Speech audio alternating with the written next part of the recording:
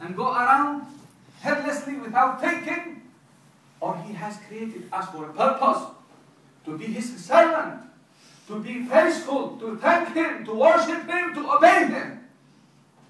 Not to obey our egos, not to obey shaitan, not to be controlled by dunya. Allah promised for His servants, who are real ones, who are obedient ones, that He is going to grant us the honor of being His servants, and even higher than that, to be Rabbaniyin, belonging only for Him and to Him. And what is that stage and that honor when Allah makes you Rabbani? Because you are muti', obeying Him, following His orders, following His commands, copying the sunnah and the traditions and teachings of Rasulullah sallallahu alaihi wasallam. He is going to grant you the honor of, if you want something to be, it will be. Only when you honor, when you become muti', not when you become arrogant, not when you're showing off everything you do, you're thinking people to praise you. No. You shouldn't expect from people any goodness, only from Allah, because everything you do is for Allah. If people praising you, they spoiling your good deeds and making your ego to show off, even if you are doing some acts of obedience, and destroying them. Take care of people of your good deeds and your worshipings. Do it purely for Allah subhanahu wa ta'ala, and you will find the benefits in this world and hereafter. Allah will grant you the honors He has promised. Never Allah subhanahu wa ta'ala breaking His promises. All the time keeping His promises. But we are people who are weak. We break promises.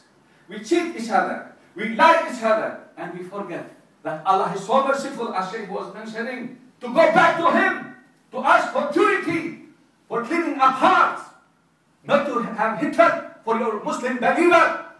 No!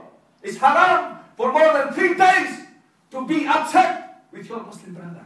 This is what Allah is teaching us, with what Rasulullah is telling us. La yu'minu ahadukum. No one of you is a believer.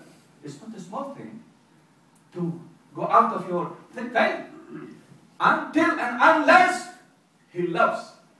See, love is coming, not hatred. Not hatred. Love in the heart for the believers. حتى لا يحب لأخيه ما يحب لنفسه.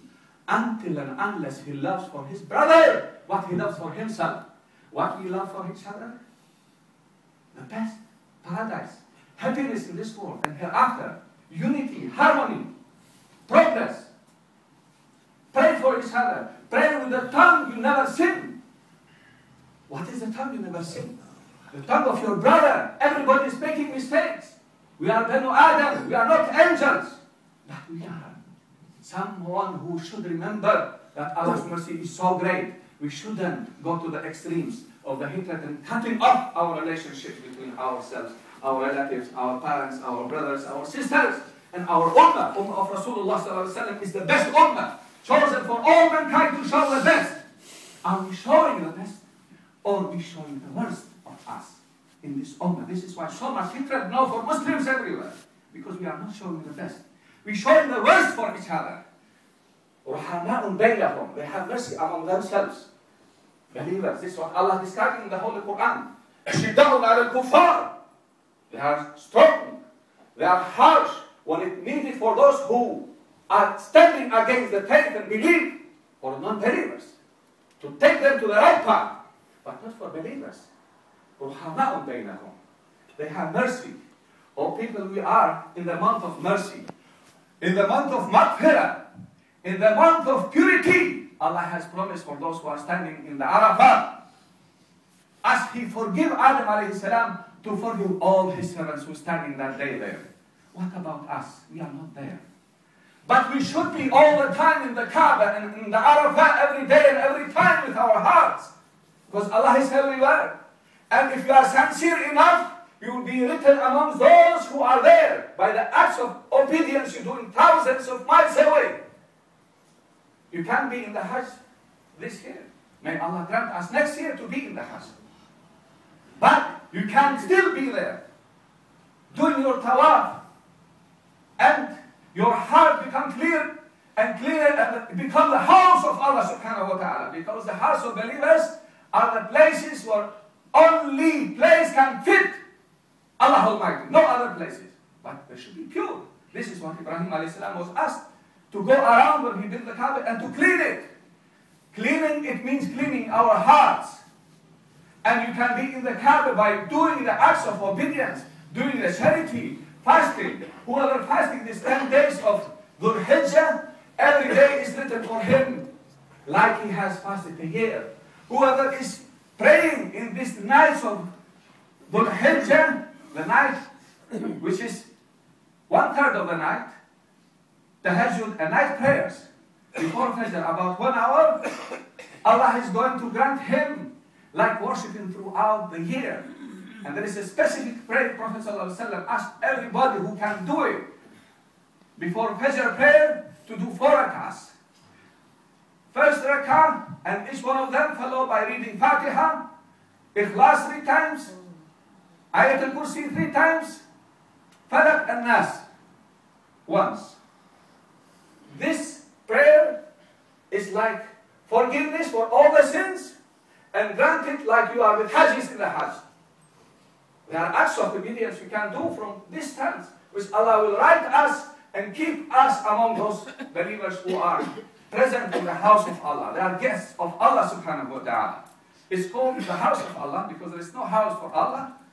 Because you are going only for Him to worship Him and do tawaf as angels do in the heavens. All believers, all these acts of obedience are not for show off.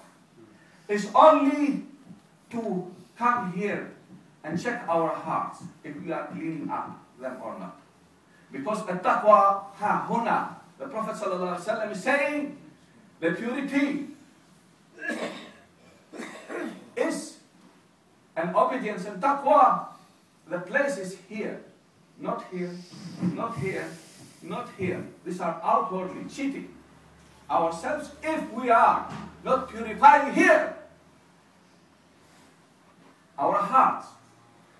Our hearts, if they are pure, all our manners and characters will change according to the characters and manners of Rasulullah sallallahu alaihi wasallam. And he is the best. No one else can be better than him. He is perfect in his akhlaq, in his manners, and he was saying, أَدَّبَنِي رَبِّي فَأَحْسَنَ تَأْدِيبِي. Allah is the one who has educated me, brought out me, perfected my manners, and He made me perfect in this. This is why He's model for all of us. Allah sent Him as a mercy, as a guidance, as a light for us. Are we following His manners and characters and morals, or are we following something else? This is the question we should ask every day. Make muhasabah for ourselves and think we are dying tomorrow. And angels coming and asking you, who is your imam? Are we following the shaitan and our egos and dunya, or following Rasulullah sallallahu alaihi wasallam? He is the model. He is somebody Allah has sent amongst us to guide us, to teach us, to show us the way Allah will be pleased with us. All people, we are not created in this world. Allah is not joking. He created us for a purpose. And if we not taking care, we are not going to have a second chance. Allah is granting us opportunities and honors and so many bounties. Be praiseful, be happy, be thankful to Him. This is why He's saying, ordering us to say, Alhamdulillahi Rabbil Alameen. Praise be to you, O Lord of whole universe, all creations. Be grateful. Realize the ni'mas and blessings in your body. Even if you are the poorest one, you are the richest one. What if you was blind? Even if you are granted the kingdom of England and the whole Europe, no value for you. It means your eyes are worth more than kingdom and the treasuries of whole England and the whole world even. Because you will not do anything with that power granted to you. And with that wealth if you are blind. And this is the ni'mah. Are we thanking Allah? There was a man